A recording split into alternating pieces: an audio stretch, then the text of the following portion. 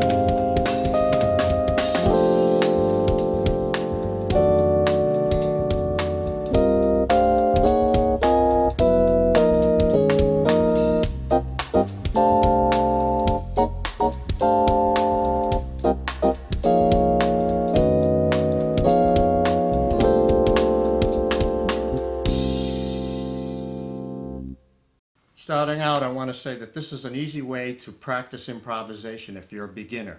All you need to learn is 1 scale and 2 chords, and the voicings are very easy. So like it's a C minor 7, actually it's a C7 sharp 9, because they're playing a 3rd there, and a sharp 9 up here and a flat 7.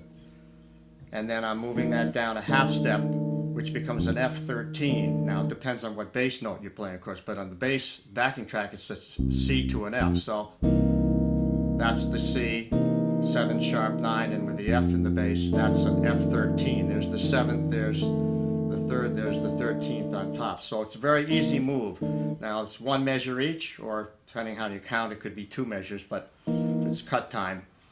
The scale I'm using, the underlying scale that I keep going back to, is a C minor pentatonic. Now that's C minor relative to E flat major. E flat major pentatonic is 1, 2, 3, 5, 6. So if I start on the C, which is the 5th mode, 2, 3, 4, 5, 5th mode, the scale is, so that's 1, calling it now, relating it to C minor, 1, flat 3, 4, 5, flat 7. Very easy scale to play. You can work out your fingering, you know, like if you want like that, or I'd probably go like that's the best one there. But you don't need to play runs that are like that. You can play like just licks off of that scale, like.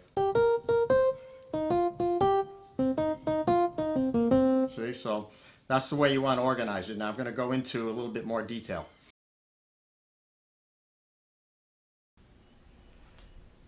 I wanted to show you chapter 24 of my book, volume 2. This is Scales for Improvisation.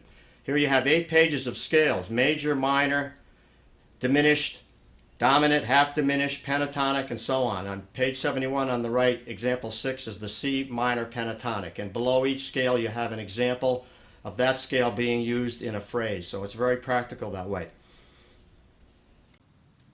Now, the important thing when you're improvising, and this is what I try to do, on something like this, which is just two chords, and it's like two measures each, I try to break it down into segments of 4 bars and 8 bars. So I try to change things up after 4 bars or after 8 bars so that it stays sort of logical in how you're improvising. In other words, you're playing things that are organized into a system of 8 bars at a time. Otherwise, it gets sort of like very nebulous, I think. And I heard a Herbie Hancock recording, Inventions Dimensions, which has a very simple vamp. And he broke everything down into 8 measures. And if you really count them, you say, wow, yeah, he has a new idea on the ninth measure. In other words, every 8 measures was its own separate kind of tune.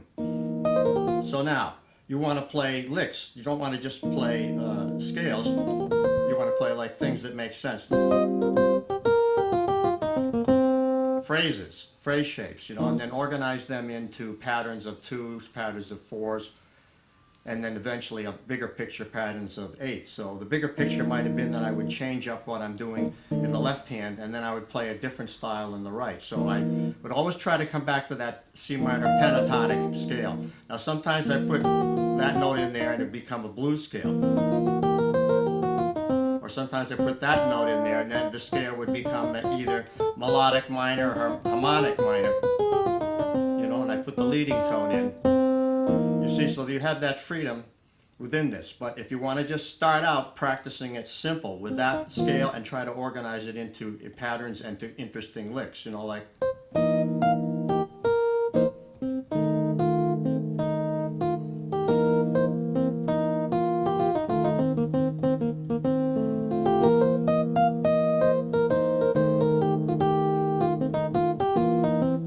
that type of thing. I'm going to talk about how I expanded upon this. I realize that this setup is not as clean looking as my regular setup because I've got phone books here weighing down the mic stand because it jiggles. And my regular mic stand, I'm missing a part to it. The camera stand is missing a part to it, so I'm making do with what I have. At any rate, continuing. You have that one scale and you want to keep going back to it. But when I wanted to expand upon it, I could change the voicing in the left hand and then I would have different notes I could play or different ideas I could play in the right. So I went from that chord now to this chord. Now that changes it from a C7 sharp 9 to a C9 with a sus4. You see, now you can... And then I started to play more like bebop licks, like that. And then I would go from there to maybe this chord, F7 with a flat 9, then I could put that D in there. You see that D? It's like a D chord. So that expands it in terms of what the ideas that I can play. And the other voicing I used was taking this up to the third. This is, of course, this is a first inversion of a C minor or a C7 sharp 9. This is the third inversion of the F13. So I could go up here to the third inversion of the C minor and then the first inversion of the F chord, you see? So just changing those inversions. So now I could get different ideas here. You see? And then the third idea I went into was to go from this chord to F minor 9. You see, it's not affecting the backing track because they're just playing C to F.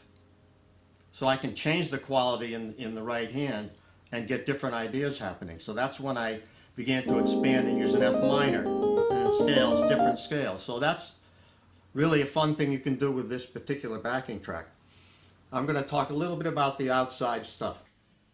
I want to talk a little bit about the outside playing. Now, what does that mean? It just means that I'm playing outside of the scale, and this underlying scale is C minor pentatonic. Now, I also use C minor natural minor scale, which would be built on an E flat, or I use the melodic minor, and I use the harmonic minor, and possibly Dorian there. But I did use the G pentatonic, minor pentatonic scale, like this one. Gave me that D, particularly when I played the ninth in the chord, like that one there. And also you could play on the F pentatonic. Now if you go chromatic to that, in other words chromatic, there's, if you go up a half step,